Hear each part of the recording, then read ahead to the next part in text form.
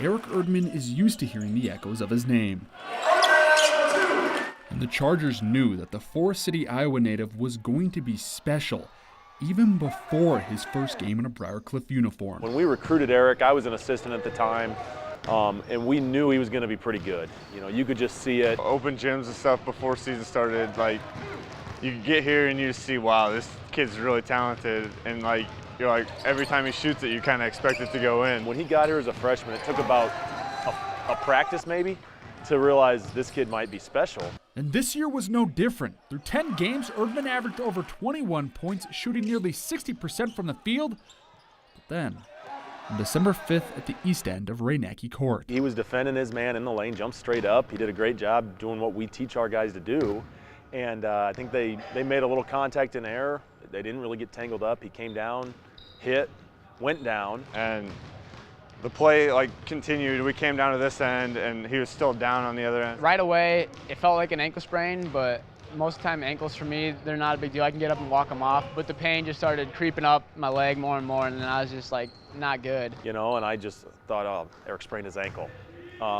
In the back of my mind immediately though, I think I knew something might be wrong. And then afterwards, it was kind of like a dull feeling in the locker room because we kind of felt that something wasn't right. Our trainers performed like a squeeze test. Could hear it clicking in that, so meant probably a bone's broken. And so we went to the ER and found out he had a fracture.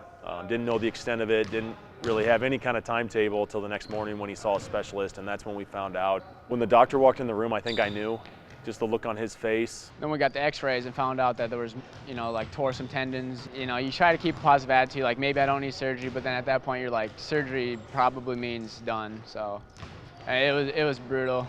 It's probably one of the worst feelings I've had in my life. Let's go, baby. So just like that, the playing career for a two-time All-American was over. Looks good, baby. Let it fly.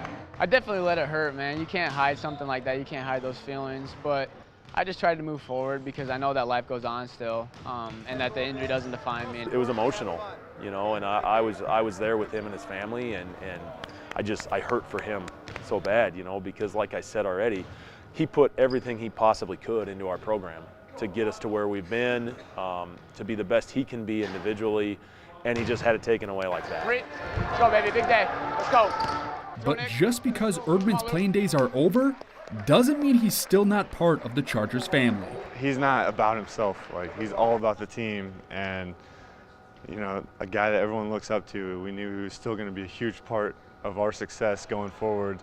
He's done a really good job of being there for his teammates, talking. You know, right now he can't sit on the bench because worries of loose ball and somebody dives into the bench, it's not going to be good. So he sits right behind our bench, right behind our assistant coaches, and he's constantly talking.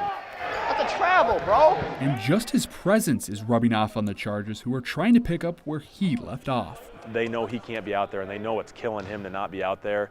And it's a disservice to him if I'm out there and I'm not giving everything I have. But you always think, like, what if I was out there? You know, like, what could I have done differently? But at the same time, you know, the season could have been totally different if I didn't get hurt. So, I mean, everything happens for a reason. So I just try to keep that in mind. But definitely winning is easier on me than the losing part. Great offense! Great possession, White! Let's go! And the senior knows the Chargers aren't going to have a spotless record, but as you can see, Erdman has the perfect mentality to get through this obstacle. There's a reason for this. I'm trying to find it, you know, but yeah, I just think there's no reason to have a negative attitude and a broken foot. It's, you know, it's just a double whammy there. He's going to be successful in life. It doesn't matter what he does. You just know he's going to be successful because he has that work ethic, the leadership qualities, the drive and the passion to be good at whatever he does. And even other head coaches know the echoes Erdman's success will leave at Briar Cliff.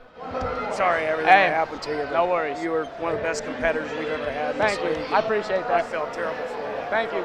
Thank you, Coach. Thank you. Good game, fellas. I'm not going to shake all your hands. This take too long. Good playing. Wait, hey, thanks, dog. Good job, fellas. No, I'm good, bro. Good game, fellas. Good game.